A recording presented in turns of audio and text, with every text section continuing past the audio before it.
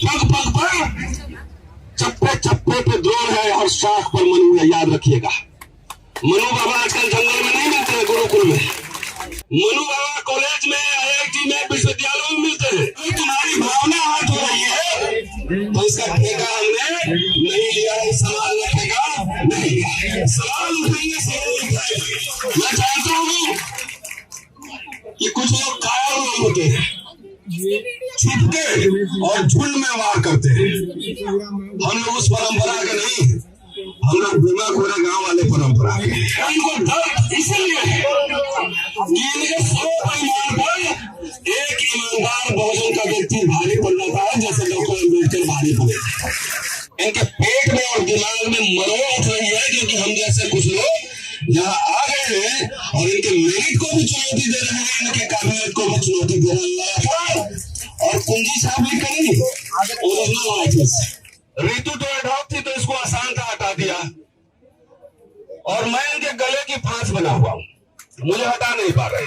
मैं बार बार सार्वजनिक मंचों से ये कह रहा हूँ कि भागो मत, दुनिया बदलो, डरो मत, लड़ो। सुसाइड और भागना कोई सलूशन नहीं है, समस्या का कोई समाधान नहीं। जो असमानता में और श्रेणीगत विषमता में विश्वास करते हैं, तो मैं समझता हूं कि ये जो संघर्ष है ये कोई नई नहीं है। हम लोग इस युग में इसको आगे बढ़ाने की कोशिश कर रहे हैं। इसलिए सबसे पहली बात है, डरना नहीं है, डरना मना है।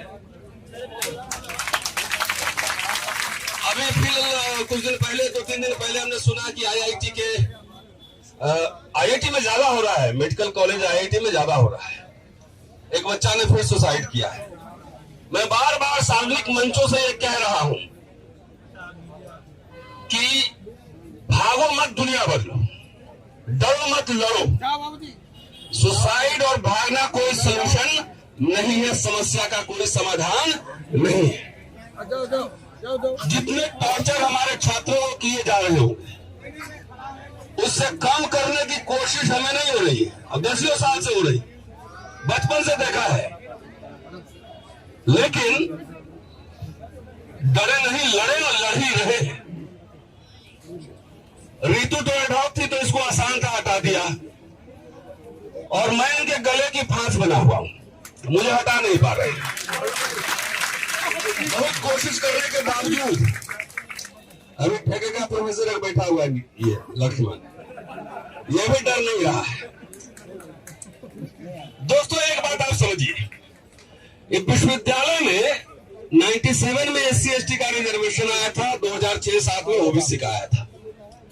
महज 20 साल इनके पेट में और दिमाग में मरोड़ उठ रही है, क्योंकि हम जैसे कुछ लोग यहाँ आ गए हैं और इनके मेरिट को भी चुनौती दे रहे हैं, इनके काबिलियत को भी चुनौती दे रहे हैं।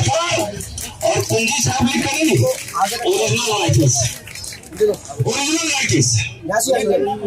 तो ऐसे शिक्षकों पे, ऐसे छात्रों पर ये दमन क्यों हो रहा है? इसलिए हो रहा है कि एक छात्र, एक टीचर, मतलब टीचर काबिल हो तो जनरेशन को बनाता है और जनरेशन को प्रभावित करता है, ये बात है। और नौकरियों में चले जाए तो वहां पे आपके पास प्रोटोकॉल है, निकाल वाले तक आप बोल नहीं सकते हैं। लेकिन हम यहाँ किसी के अंदर में काम नहीं करते हैं, हमारा कोई बॉस नहीं होता है। क्लास लेने के बाद मुझे लिखने, पढ़ने, बोलने, समीक्षा, आलोचना करने की आजादी है। और इनको दर्द इसलिए है कि इनके 100 परिवार पर एक ईमानदार बहुजन का व्यक्ति भारी पड़ जाता है, जैसे डॉक्टर अम्बेडकर भारी पड़े। इसीलिए हम जैसे लोगों पर ही समझिए नहीं कि मेरे ऊपर व्यक्तिगत हुआ है। अगर ये समझ लेंगे तो पूरी खेली खराब है। ये मैं एक समाज का प्रतिनिधित्व करता हूँ, मैं एक समाज में पैदा हुआ हूँ, इसलिए मुझे उसका नुकसान और दमन हो रहा है। और कुछ ऐसे लोग हैं जो जन्मजात जो है चांदी के चम्मच लेकर आते हैं, और कुछ आए चाहे नहीं आए प्रिंसिपल प्रोफेसर बन ही जाते हैं।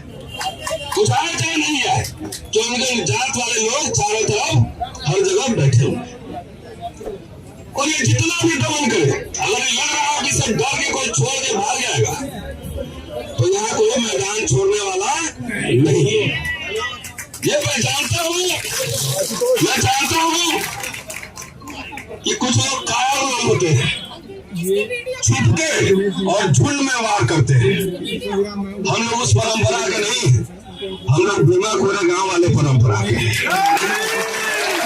छुपके नहीं रहेंगे, सामने बोलेंगे तुम्हें जो करना है तुम करो, हमें जो करना है हम करो। और ये समझना है छोटा छोटा प्रेस कॉल, ये मैं छोटा छोटा ही कहता हूँ, छोटा रिचार्ज है सर। ये मोदी साहब का छोटा रिचार्ज है। इतने 2 महीनों से ज्यादा से यहाँ आंदोलन चल रहा है और अभी 5 बजे प्रचार कर रहे हैं मोदी जी। मैंने विश्व निकाला 36 होगा 47 बज का, उसमें सब सामाजिक न्याय ये सब बात हो रही है, लेकिन दिल्ली विश्वविद्यालय में क्या हो रहा है ये उनको नहीं दिख रहा है। हमारे कुछ कहने से बोलने से तुम्हारी भावना आहत हो जाती है भाई। तो मैं कहा कुछ कह रहा हूँ, तुम्हारे शास्त्रों में जो लिखा हुआ है उठा के बोल देता। तो अगर तुम्हारी भावना आहत हो रही है तो इसका ठेका हमने नहीं लिया, इस समाज ने ठेका नहीं लिया। सवाल उठाएंगे, सवाल उठाए जाएंगे। अगर आपको आस्था प्यारी अपने घर में रखो। दोस्तों, दिल्ली यूनिवर्सिटी में जिस कॉलेज में पढ़ाता हूँ उस कॉलेज का नाम है हिंदू कॉलेज, और ऋतु जहाँ पढ़ा रही थी उस कॉलेज का नाम है दौलत राम कॉलेज। सिर्फ 500 मीटर की दूरी है, सिर्फ 500 मीटर इस रेड लाइट से और दूसरे रेड लाइट का फासला है। अगर दोनों जगह देखो तो क्या इक्वलिटी बिफोर लॉ है, इक्वलिटी बिफोर एडमिनिस्ट्रेशन है? मेरे कुछ कह देने भर से आपकी भावना तो वही, आपने FIR करवा दिया कई जगह। मैं डरा, कभी माफी मांगी, सरेंडर किया नहीं, FIR हो जाता है, हमारे लोग मारे जा रहे हैं, लेकिन उसमें कोई सुनवाई नहीं है। पुलिस आंख कान बंद करके ये बैठी रहती है। आहत हो गई, FIR हुआ, ठीक है, कोई बात नहीं, मुकदमा हम लड़ेंगे, लेकिन उस FIR होने पर मेरा प्रमोशन छुट्टी सब हो गया है, कुछ नहीं बचता है। तो इनके पास आखिरी हथियार होता है, आखिरी हथियार वो महिला उत्पीड़न केस में फंसा दो। मेरे साथ 2 बार ये करने की कोशिश की गई, अब दोनों बार मैंने हटाया है, दोनों बार मेरा पता नहीं कहाँ गया। आज तक रिपोर्ट हमारे कॉलेज के प्रिंसिपल नहीं दे रहे हैं। क्यों? इतना ताकत है तुम्हारे प्रशासन में कि रिपोर्ट को खाली देकर मुझे देखो, छुट्टियां नहीं मिलती है किताब लिखने के लिए। अब कुंजी साहब प्रिंसिपल चेयर पर है, कुंजी साहब मैं कह रहा हूँ, मैं सार्वजनिक चुनौती दे रहा हूँ, सार्वजनिक, कि अपने पूरे एकेडमिक क्रेडेंशियल हम जनता के बीच दिखा दे, और मैं भी दिखाता हूँ। चुनौती है, मैं इस्तीफा कर दूंगा, दिखाओ। तो आपने मेरिट का मेरे बराबर तोड़ दिया। ये बात रेफरेंस बार बार देना इसलिए जरूरी है कि 500 मीटर दूर पे सविता राय पर क्रिमिनल केस, क्रिमिनल चार्जशीटेड है, चार्जशीट दर्ज हो चुका है, लेकिन वो प्रिंसिपल बन के बैठी हुई है और मुझे इसकी बात चांसलर ऑफिस से चिट्ठी रेफरेंस नहीं कह रहा है कि आपका प्रमोशन नहीं होगा। अरे प्रमोशन आता जाता रहेगा, उसकी चिंता कौन करता है? हमारे कॉलेज में तो 200 टीचर होंगे, तो 200 में से कितने लोग को जानते हैं? लेकिन हम लोग जाते हैं तो रेलवे स्टेशन, बस स्टॉप सब पे 10-20 लोग मिल जाते हैं। तो असली प्रोफेसर बने, असली ये कुंजी छाप लोग प्रोफेसर नहीं हो सकते, वो डेजिग्नेशन ले सकते हैं, इंक्रीमेंट ले सकते हैं, लेकिन प्रोफेसर का तात्पर्य ज्ञान से है, तार्किकता से है, बुद्धि से है, इससे है। ये टिक नहीं सकता। सार्वजनिक मंच पर बहस करा लो, अगर पब्लिक में आके सिर्फ 10 मिनट बोल दे, 10 मिनट में कह रहा हूं तो मैं मान जाऊं।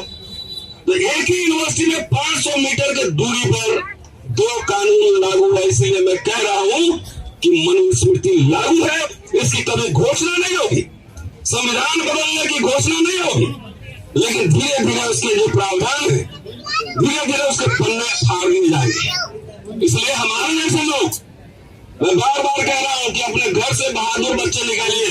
कायरों का इतिहास नहीं होता है, लड़ने वालों और बहादुरों का इतिहास होता है। हम रहना चाह नहीं है, लेकिन डिजिटल दुनिया के सारे वीडियो दिखते रहे कि मैं किस समय क्या बोल रहा था। तो दोस्तों, ये लड़ाई जारी रहनी चाहिए। विश्वविद्यालय दिल्ली में, प्रधानमंत्री जी का घर यहाँ से 15 किलोमीटर दूर होगा, 15 किलोमीटर दूर। सबको पता है क्या चल रहा है। लेकिन आपके साथ न्याय नहीं हो सकता है, क्योंकि जिस दर्शन में ये विश्वास करते हैं वो दर्शन जो है मनुस्मृति से आता है। और यही लोग है जो बाबा साहब को पुतले जलाए थे और संविधान नहीं मानने वाले लोग थे। नहीं पता था, ऑर्गेनाइजर जाकर देख लीजिए, संविधान लागू हुआ था RSS का मुखपत्र। तो हमें कोई कंफ्यूजन नहीं है।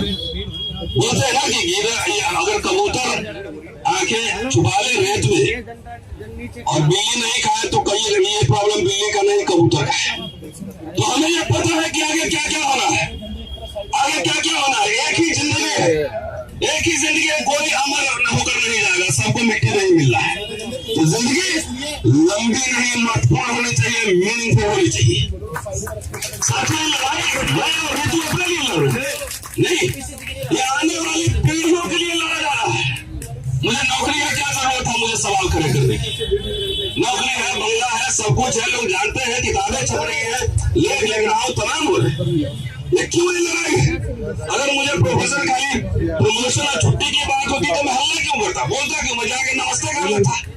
लेकिन ये कभी नहीं होगी, क्योंकि बाबा साहब ने बार बार लिखा एक लाइन, बार बार लिखा है अंदर जाएंगे कि रोटी से अधिक महत्व स्वाभिमान का होता है। उन्होंने कहा था जब गांधी से मिले थे कि कोई भी स्वाभिमानी दलित इस देश पर गर्व नहीं करेगा, कोई भी नहीं करेगा। मिस्टर गांधी आया, नो होमलैंड, इन्हीं का लाइन है। और क्यों नहीं करेगा, इसका प्रत्यक्ष प्रमाण हम लोग हैं। हर इतनी संघर्ष के बावजूद एक स्टेज पर आइए, एक मुकाम हासिल कीजिए, लेकिन पग पग पर चप्पे चप्पे पे द्रोह है, हर शाख पर मनु है, याद रखिएगा। मनु बाबा आजकल जंगल में नहीं मिलते हैं, गुरुकुल में। मनु बाबा आजकल मिलते हैं कॉलेज में, उसके फीमेल एडिशन भी, फीमेल एडिशन भी। मनु बाबा कॉलेज में, IIT में, विश्वविद्यालयों में मिलते हैं और लंच आजकल 5 स्टार होटल में करते हैं। तो ये समझना है, चप्पे चप्पे पे द्रोह है और शाख पर मनु है। इसलिए बहुत सारे ऐसे वैचारिक योद्धाओं की जरूरत है। एक रतनलाल, एक ऋतु सिंह, एक लक्ष्मण यादव से बात बनेगी नहीं, क्योंकि लड़ाई तो अभी लंबी चलने वाली है। शुक्रिया। जय